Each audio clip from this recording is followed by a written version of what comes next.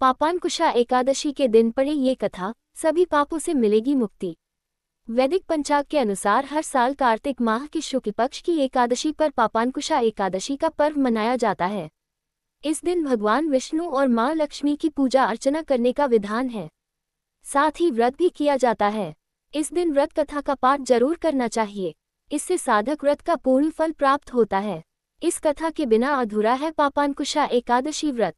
धर्म डेस्क, नई दिल्ली।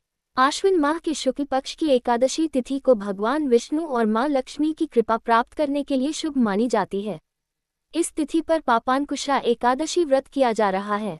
धार्मिक मान्यता के अनुसार इस दिन विधिपूर्वक पूजा और व्रत करने से साधक को जीवन में सभी सुखों की प्राप्ति होती है, साथ ही दुखों से छुटकारा मिलता है। अगर आप भी श्रीहरि की कृपा प्राप्त और व्रत का पूर्ण फल प्राप्त करना चाहते हैं तो एकादशी के दिन पूजा के दौरान व्रत कथा का पाठ करें।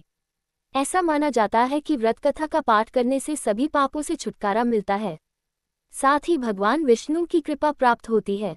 आइए पढ़ते हैं पापांकुशा एकादशी व्रत कथा। पापांकुशा एकादशी व्रत कथा। पौराणिक कथा के अनुसार प्राचीन समय में विंध्य पर्वत पर एक बहेलिया रहता था। वह बहुत ही क्रूर और हिंसक था। उसने अपने पूरे जीवन में लूटपाट, हिंसा और गलत काम किए।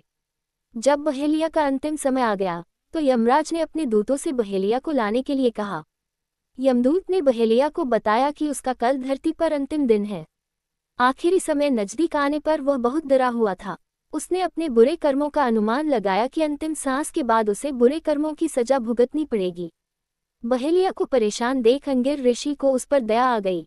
उसने अंगिर ऋषि को कहा कि बहेलिया होने की वजह से मैंने अपने जीवन के दौरान कई पशु पक्षियों मारना पड़ा है। इसी वजह से मेरे द्वारा बहुत पाप हुए हैं। ऐसे में मुझे नरक में जाना पड़ेगा। अंगिर ऋषि, आप मुझे ऐसा कोई उपाय बताएं जिससे मुझे सभी पापों से मुक्ति मिल जाए। अंगिर ऋषि ने आश्विन माह के शुक्ल की पापांकुशा एकादशी व्रत करने की सलाह दी। इसके बाद उसने विधिपूर्वक एकादशी व्रत किया। धार्मिक मान्यता के अनुसार पापांकुशा एकादशी व्रत को करने से बहेलिया को मोक्ष प्राप्त हुआ। पापांकुशा एकादशी 2025 डेट और शुभ मुहूर्त। वैदिक पंचांग के अनुसार आज यानी 3 अक्टूबर को पापांकुशा एकादशी व्रत किया जा रहा है। आश्विन माह के शुक्ल पक्ष की एकादशी तिथि की शुरुआत 2 अक्टूबर को शाम 07:10 पर। आश्विन माह के शुक्ल पक्ष की एकादशी तिथि का समापन 3 अक्टूबर को शाम 06:32 पर।